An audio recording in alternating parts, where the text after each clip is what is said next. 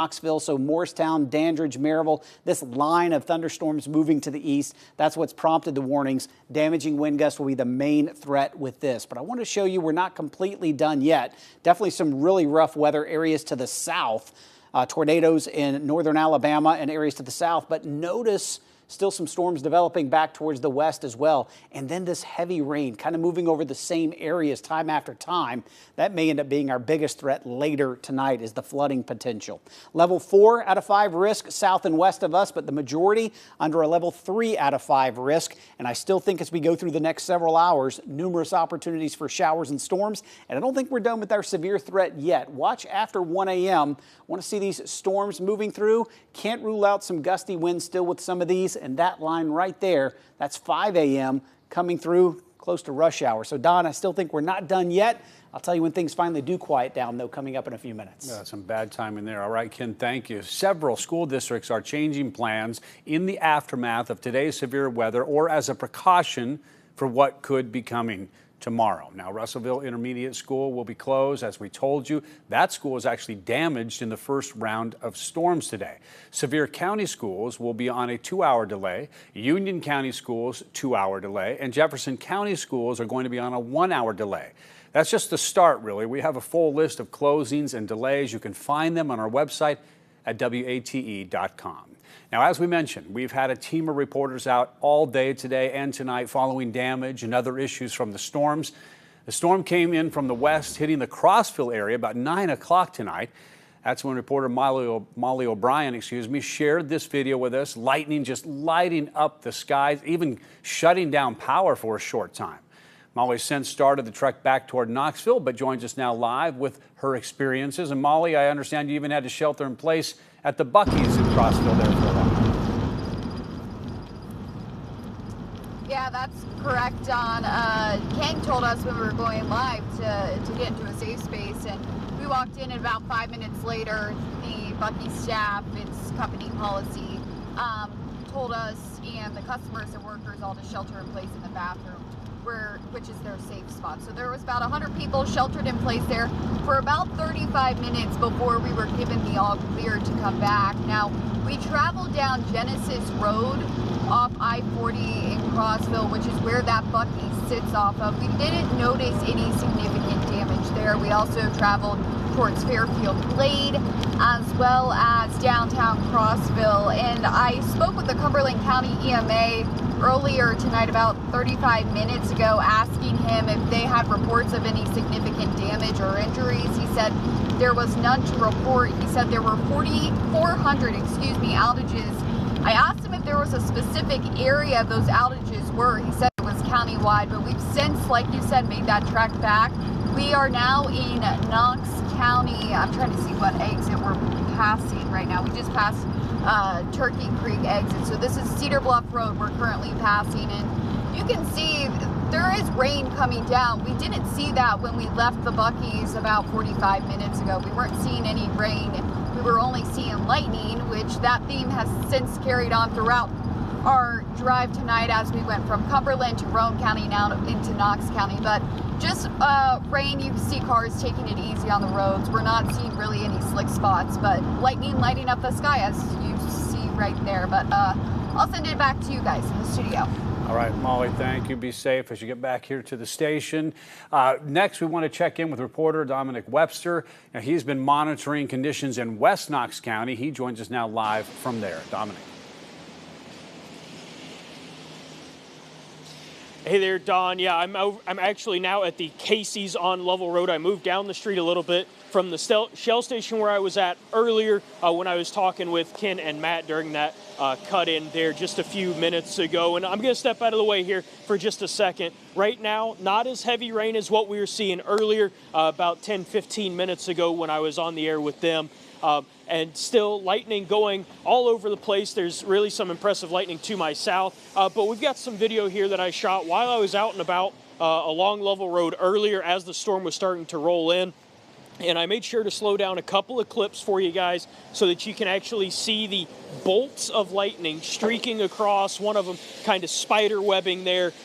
Pretty impressive stuff. While I was at the Shell station, actually, the wind started to pick up, the rain started to fall a lot harder, and I was driving around to find a better location for myself as that Shell station was about to close shortly thereafter I wrapped up. And I drove up to the truck stop that's about a quarter mile from where I'm standing now, and the entire right lane of the roadway here on Level Road was inundated with water, people still driving through it. And when I got to that point, it was starting to come into the left lane of Level Road. I'll step back in frame here now. As I mentioned, though, impressive lightning off to my south down towards the Blount County area, I believe. Spiderweb, bolts of lightning just striking left and right as continuous as it was earlier here when I was down at the Shell station. Again, I'm down at the Casey's right now on Level Road, just off of I-40. Still impressive lightning going on. The wind has kind of died down. There isn't a whole lot to talk about in terms of rain right now, just a light drizzle, if you will. For now, though, I'll send it back to you guys in the studio. All right, Don, thank you very much. Our team coverage continues with reporter Ella Wales joining us now from Jefferson County. And Ella, you have been following storms all day long. Now, walk us through your experiences. Yeah, Don, so right now we're in Jefferson City along where 11E turns into Broadway Boulevard. We're standing in front of the Ashley Home Furniture Store in that complex that's in. Luckily, we're under some shelter right now, but the rain started here in Jefferson City about an hour ago, and it's kind of been a little bit on and off. Right now, it's actually kind of calmed down. It's just a drizzle, but a few minutes ago, it was really coming down, and we've also seen some of that really loud thunder and that intense lightning as well. But we haven't seen any damage here yet. However, earlier today, we were about 30 minutes northwest in Hamblin County, where we did see some damage. As you mentioned earlier, Russellville Elementary School suffered some damage. They had some roof debris come off as the storm passed through there. They also had some damage inside. Superintendent Arnold Bunch told us that there were roof tiles that fell from the ceiling, some water in classrooms, and that they will not be at school tomorrow, but are seeing when they can get back. So we did see that. We saw that debris in the front yard as well, but workers are already working on repairing that. We also saw a tree that fell on a home about 10 minutes from Russellville Elementary in Morristown. The tree fell, cracked about 15 feet up of the tree trunk, fell on the back of a house right through the middle. Luckily, nobody was hurt as far as we know, and a neighbor told us that the electricity was shut off and the people in the house were able to evacuate and go somewhere else. But that is where we saw the most damage. We've been northwest-ish of Knoxville all day, and we're going to continue to look as we make our way back to Knoxville, but so far we haven't seen any damage here in Jefferson City. In Jefferson County, Ella Wales, WATE 6 on your side. Don? Ella, thank you as well. If your home or property, by the way, was damaged, you might be asking right now, what do I need to do? Of course, you need to reach out to your insurance company, but there are some steps that you really need to be taking right away. As soon as it's safe, first thing you should do is take some photos. Make sure that you take pictures of all the damage. You'll need proof when you're filing an insurance claim. Then you'll want to make sure your house is secure, prevent any more damage, prevent any theft, prevent rainwater from getting in. After you file a report, an insurance adjuster will be assigned to your case to take a look at the damages. They'll work with you to make a list of property damage. They'll review your coverage policy to determine how to move forward. Now, we spoke with an insurance specialist with Good Nature Insurance Agency about common problems with insurance claims. And although it's too late to change your policy for today's storms, it can serve as a reminder to make sure that you're not underinsured when a storm hits. If you bought the home in 1985, and it was worth $76,000, and you've more than likely built a basketball goal in your backyard, got a shed, added, like I said, a deck, extended your porch, changed the floorings, added another room, changed the garage into a room, and then put a garage on. Those things need to be, you need to call your insurance company and let them know that those have been added, because if a storm comes and something like that is taken out, or your deck is completely removed, or your shed is lifted up and it's not a part of your insurance policy, that wouldn't be covered. Now, we should also mention in Tennessee, flood insurance is not included in most homeowners' insurance policies, so you may want to talk to your provider about your options if you notice that your neighborhood frequently floods. All right, it's also a good time to remind you to download our free weather app. You can just scan with your cell phone the screen right there. It'll go right to it, or you can search Knoxville Weather in the App Store or Google Play. Ken? Hey, Don, still a threat for some additional strong to severe storms as we go through the overnight hours. I'll talk about the timing and when things actually quiet down. That's coming up.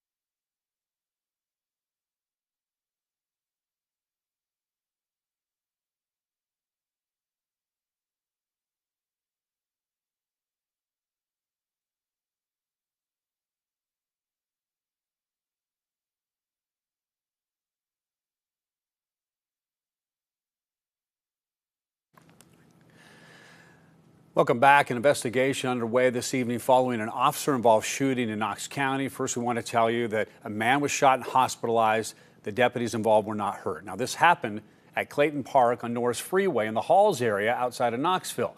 Knox County Sheriff's spokesperson says that deputies were attempting to negotiate with an armed man at the park, which led to the suspect being shot. This happened about 4:30. The man was transported to the hospital for treatment, but we do not know his name. We do not know his condition. At the scene, I talked to a woman who was at the park at the time of the shooting. She says she heard a gunshot, then saw a man walking, as she said, walking with intent and with a gun in his hand. She says that she was afraid, so she darted into the woods to hide. She told me about 15 minutes later, she heard 3 gunshots. After that, she made her way out of the park. Now, the Tennessee Bureau of Investigation on the scene today. They will be conducting the investigation into the shooting and the circumstances surrounding it. Again, 1 man was shot by deputies. No law enforcement officers were injured. We will share an update with you on TV and online as soon as we learn more. New at 11, an employee working in the Ober Mountain Coaster had to be rushed to the hospital today. According to the Gatlinburg Fire Department, shortly after noon today, a worker suffered a medical issue, fell down the hillside approximately 25 feet to the attraction's mountain coaster. Fortunately, after the fall, the employee was conscious, alert, called the mountain employees for some help. He told them he was experiencing neck and back pain along with a laceration to the head. Ober Mountain workers were able to extradite the employee from the hillside and meet EMS crews, who then took him to UT Medical Center for treatment.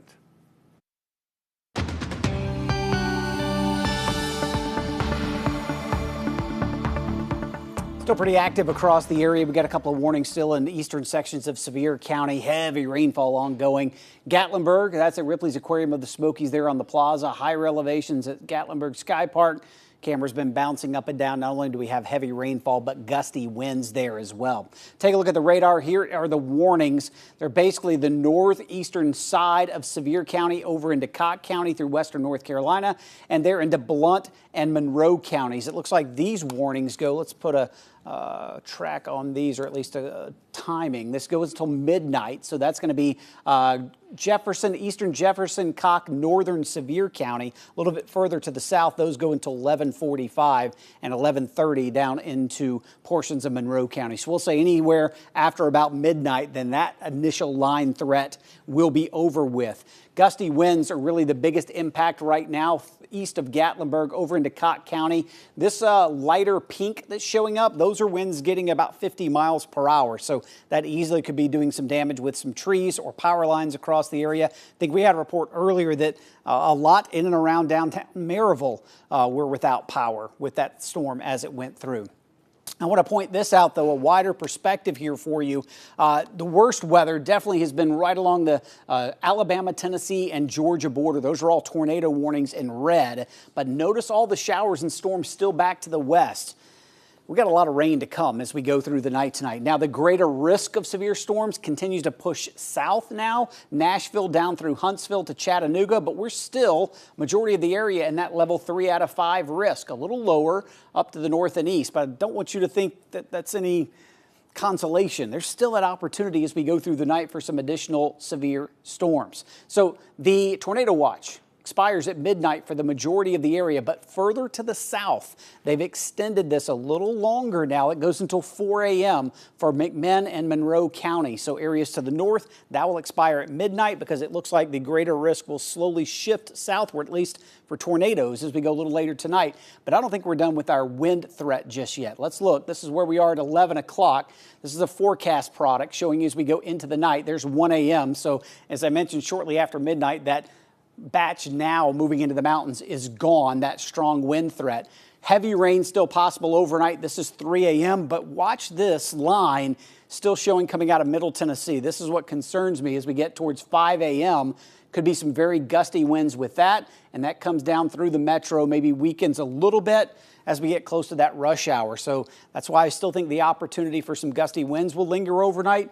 Maybe the biggest concern area-wide is going to be locally heavy rainfall, and there's a flood watch in effect across the area, and that's basically going to go through Thursday morning. I wouldn't be surprised if we have some 3 to 4 inch plus rain totals by the time the majority of this is all said and done. So with this threat still possible overnight tonight, it's okay to go to sleep. That's fine. Just make sure you have multiple ways that you can get alerts in case any are issued. Downloading our free weather app's a great way to do that. You can do that on your phone or your tablet. But the key here is make sure your phone is not on silent or do not disturb. You want to make sure you get those alerts if they are issued. All right, the 7-day forecast. When do things quiet down? Once we get rid of that shower and storm threat early tomorrow morning, shortly after the morning commute, later into the day, it's much quieter, a little breezy. Temperatures will be warming in the upper 70s and low 80s, but that doesn't last long. We cool off late week into the weekend. Overnight lows upper 40s to low 50s. Daytime highs will be in the low 70s. And overall, looks pretty good Sunday for Mother's Day.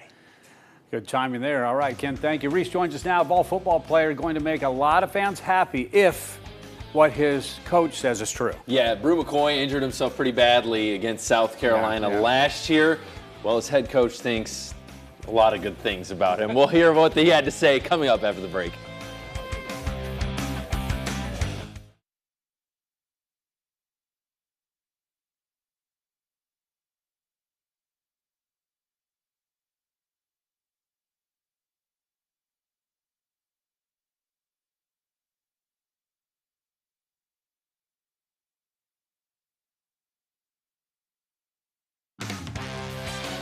Orange and White Nation Report, sponsored by your Greater Knoxville Honda dealers.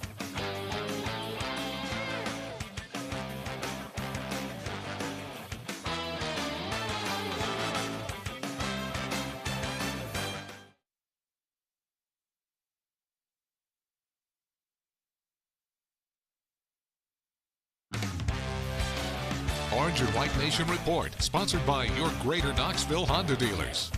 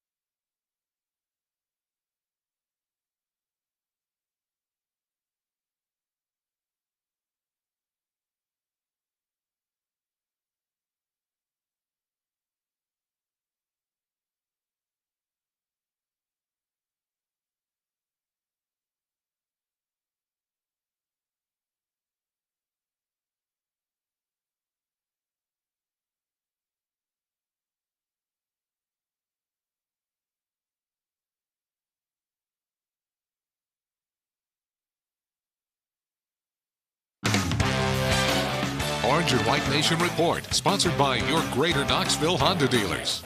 The 2024 Big Orange Caravan is in the books. Danny White, Josh Heupel, Rick Barnes, and Kim Caldwell made their final stop of the trip in the Tri-Cities. Heupel's season is quickly approaching, and one of his wide receivers is ready to make some noise. Brew McCoy's 2023 season came to an abrupt ending after an ankle injury in the South Carolina game, but more than 200 days later, Brew is in a good place.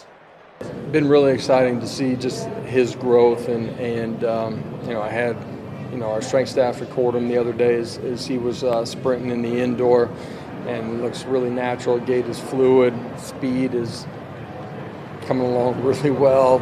There's a big forest that you got to go through with the injury that he's had, and he's had to do this multiple times for different reasons. It's fun to see them come out the other side of the forest.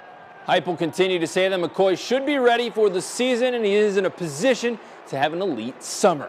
Switching to ball baseball, Tennessee will always have a calming presence in its lineup. Dylan Dreiling has had plenty of clutch moments this season, and yesterday he tacked on another. Dreiling blasted a 3-run home run that helped the Vols top Queens 6-3. The sophomore has put together a massive season for the Vols with 16 home runs and 54 runs batted in. Dreiling has the 5 spot on lock in the lineup and plays a big role in keeping everyone else calm. No, it's annoying because my heart rate's about as high as Frank's, and you can imagine what that is. To have a calming influence on the mound is big in those jam situations we're talking about, but it's equally as important in the box. And again, I think when some of these guys 1 through 9 are just pressing to do what they got to do to help us win the game, it's a fun lineup. Christian Moore also mentioned that he loves Dreiling coming to bat in clutch situations because Dreiling is as composed as he can be. Switching to softball, the Lady Vols will be in action tomorrow morning at 11 a.m. Tennessee is not overlooking the SEC tournament. They look at it as part of the path to a national title. Senior Riley West's outbreak year has been a huge in Tennessee's success this year. The outfielder is batting better than .350 on the season and has made some tremendous grabs, as you can see. Really just her ability to learn. And in our film session yesterday, she's one of the first ones to bring up, hey, I think I could have read that better, or I could have done this better. That, to me, is all you can ask for as a coach. If something happens and there's an opportunity to learn how to make a play better, she's going to do it. And the same thing with hitting. She's not going to let one swing or one at bat affect the next one. She's going to learn from it and come out even better. Tennessee will be facing LSU tomorrow at 11 a.m. The Tigers won a 14-inning contest over Alabama today. Tennessee took 2 out of 3 against LSU in April. Now, the severe weather forced multiple games locally to be postponed. One Knox is one of those teams. The squad is planning to announce a rescheduled game soon. And finally, if you're a Smokies fan, turn away. The Smokies were swept in a doubleheader. Tennessee fell in the first game 6-2 and then 5-4 in the second. The Smokies will look to snap a 3-game losing streak tomorrow at 7:15 p.m. That's Good Sports. We're back after this.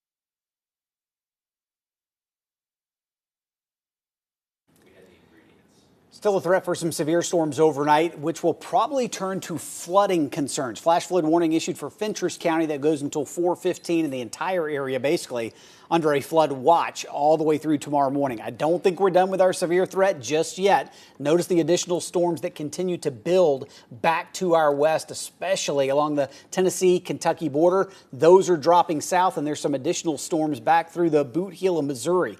So this round of severe weather is kind of pushing out of the Smokies now. I think there's a lull in the severe activity for a while, still some heavy rainfall, but a severe threat still can't be ruled out into early tomorrow morning, so make sure you have multiple ways to get alerts in case they're issued. Be careful tomorrow morning, Don, heading out. There could be some tree branches down. There could be some flooding in some roads. Just take it easy on that morning commute. And everything's wet, nowhere for that rain to go. So, Right. yeah. All right, Ken, thank you. Thank you for watching.